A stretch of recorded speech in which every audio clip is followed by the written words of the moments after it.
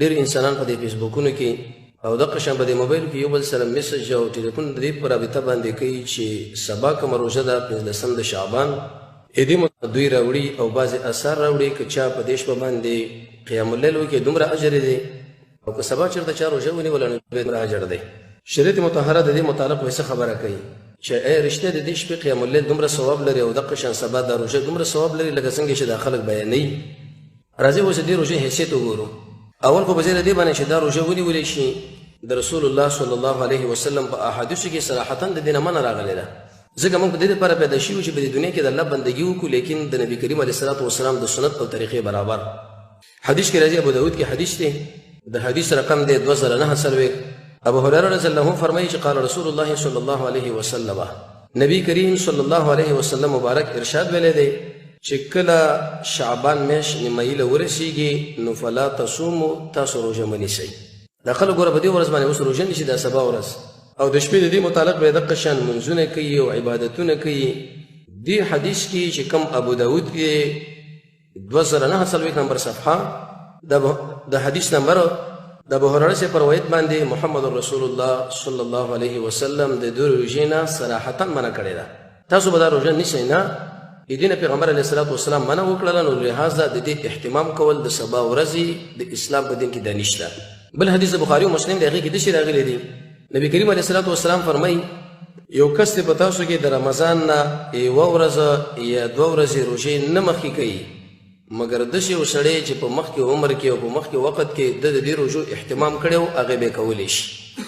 الغرض 15 د شعبان باندې روژه نیول د اسلام په دین کې په ځای د دې باندې چې موږ ځان له پې اجر والو رسول الله صلی الله علیه وسلم د هغې نه ښکاره صراحتا منع وکړه. دویمه بعضې خلک دي چې هغه په دې شپه باندې بیا عبادتونه کوي منځونه. د دې منځونو متعلق به دومره خبره وکړو چې په دین د اسلام کې د دې منځونو هېڅ حیثیت نشته. الموضوعات د ابن جوزي دویم جلد 120 نمبر صفحه وروسته به انشاءالله د هغه عبارت نقل کوو.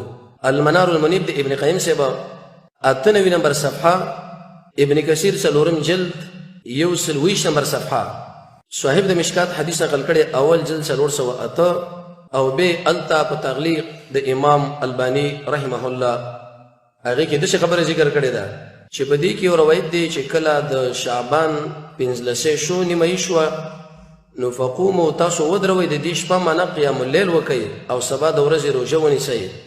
وی دا حدیث ابن ماجه رحمه الله نقل کړی لیکن د دې سند ضعیف دی جدا.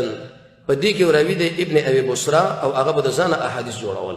لهذا د شپې پکې منځونه رانغله او سبا په 15 د رمضان باندې روژه نیول دا په دین د اسلام کې رانغله بلکې دا روایت ضعیف دی او ډېر انتهایي ضعیف و جدا یې ویلی دی. بیا په السنن والمبتدعات اول جلد 143 نمبر صفحه باندې ویلی دی چې د دې 15 په شپه باندې کوم منځونه دي یا دقه شان کومې دعاګانې دي لم تثبت منها شیء هېڅ ثابت نه دی. نو لهذا ما د شپې دعاګانې پکې غواړئ چې مخکې مو غوښتلې نه او ما د شپې پکې په یو خاص طریقه باندې منځونه کوئ او نه سبا د دې ورځې روژه په دین د اسلام کې شته په څه حیثیت باندې چې انسانان یې وکړي. الموضوعات موضوعات الکبرى د امام ملا القاري رحمه الله چې د امام ابو حنیفه رحمة الله علیه د مسلک یو قوي عالم دی هغه څه خبره ذکر کړې ده. ومن ذلك احاديث صلاه ليله النصف من شعبان. په دې ځای روایتو کې یو هغه احادیث دي چې د خلکو د شعبان د 15 د شپې په باره کې نقل کړي دي. به طور مثال یو حدیث دوی راوړی یا علي محمد رسول الله صلی الله علیه وسلم علي له ویلي من صلى چې منځ وکړي ليله النصف من شعبان د 15 شپه د شعبان باندې 100 رکعاته خو لیکن په هغې کې ذکر ته قل هو الله احد ویلې الله عز وجل به د دې انسان ټول حاجتونه پوره کړي چې په دې شپه باندې کوم غوښتلي ده چې څه حاجت یې غوښتی دی الله عز وجل ورته دا پوره کوي. او بیا ډېر اوږده روایت یې پیش کړي دي چې دا کار چې وکړي د 80 حورو نکاح ورسره کېږي د هرې حورې دپاره به تقریبا 80 غلامانې. نو بیا ملا القاري صاحب فرمایي چې والعجب تعجب خدا دی کوم یو انسان چې د محمد رسول الله صلی الله علیه وسلم په سنت باندې د علم بوی لري چې هغه دوکشي په دقه شان ګپ باندې او د شپې دا د مانځه اهتمام به وکړي. دا خو دروغ دی دا خو ګپ دی چې د خلکو نبی کریم علیه الصلاة والسلام له پیش کړي دی چې یا علي که په دې شپه باندې چا 100 رکعاته منځ وکړو نو داسې حاجت به الله پوره کړي د اوې حورو سره به نکاح وشي او هرې حورې له به تقریبا 80 غلامانې هغه به دومره بچی راوړي او دا به وکړي او دا. مولا علی قاری صاحب فرمایي چې یو سړی د رسول الله صلی الله علیه وسلم په دې سنت باندې علم لري او بوی قدر لري، په دشي دروغ باندې دوکه کېږي نه، معنا دا دروغ. او به څه ویلي دي وی په دغه منځونه په دین د اسلام کې تقریبا د 400 دین را په دې خو د خلکو وځ کړی دي، او کوم ځای کې دي ایجاد شوی د بیت المقدس کې. دې منځونه د لپاره به مختلف روایت دي خلکو جوړ کړی دي. به تور مثال من قرأ ليله النصف من شعبان، چا چې د شعبان د 15 په دې شپه باندې زر کرته قل هو الله احد ویلې، هلته به نورم ډیر وګړه احادیث ذکر کړی دي. یو بل روایت د شرا وړي چا چې د شعبان په 15 باندې 14 رکعات منځو کې او په هر رکعت کې 10 کرته قل هو الله ویلې، نو د لس کسانو په باره کې به دا سړی سپارښت وکړي د لس کسان چې هغه د جهنم د اور لایق دي او اور ورته واجب دی. به ویلي دي چې وغیر ذلك من الاحاديث التي د دین را په دې خو نورم به کې د احادیث ته دي چې هیڅ شی د هغې په باره کې ثابت نه دی، بلکې دا د ځان د خلکو جوړې کړي. الموضوعات الكبرى د مولا علی قاری 313 نمبر صفحه او 311. دین ورسته به صرف یو روایت المحدث الكبير امام ناصر الدین البانی رحمه الله په خپل الصحیح کې ذکر کړی دی تقریبا په دریم جلد کې، چې صرف یو روایت په دې کې راغلی دی. هغه داسې الله عز وجل ځان راښکاره کړي الی خلقه د خپل مخلوق لا په 15 شعبان، یعنی په شپه د 15 شعبان ټول مخلوق له رب العالمین بکنه کوي، خو الا لمشرکین مشرک لنه کې او دغه شنکینګر انسان لا. او به هغه روایت هم ذکر کړی دی.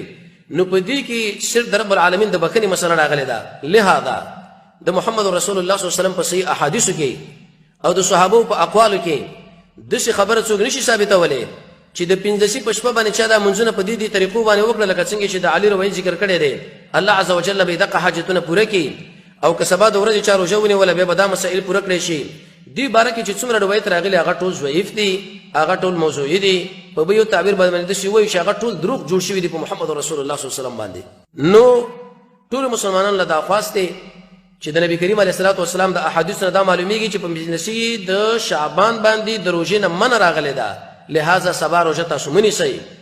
او دغه شان په دې کې چې څومره منځونه د شپې به دا خلک کوي د رسول الله صلی الله علیه وسلم په احادیثو کې هغه منځونه راغلي نه دي، هغه ثابت نه دي، ټول ضعیف روایت دي، منګړت روایت دي، موضوعي روایت دي. نو ځان ته ساتل پکار دي. سبا د ورځې روژه نشته او نن په دې شپه باندې په خاص طریقه باندې منځونه نشته دغه څنګه چې داخله کوي. الحمدلله موږ تاسو الله عز وجل لوی نعمت قرآن او سنت را کړی دی چې کوم شی په قرآن او سنت باندې ثابت امه منل پکار دی. موضوعي روایت لکه څنګه چې امام قرطبي فرمایي فلا تلتفتوا الیها، هیڅ التفات هغې له مه کوئ. نو ځان ته وساتئ، سبا روژه ونیسئ او د شپې دا منځونه هم کوئ په دغه طریقه باندې لکه دا کوم چې موږ ذکر کړه دا ټول ضعیف دي. الله رب العزت موږ تاسو د قرآن او سنت صحیح بصیرت را نصیب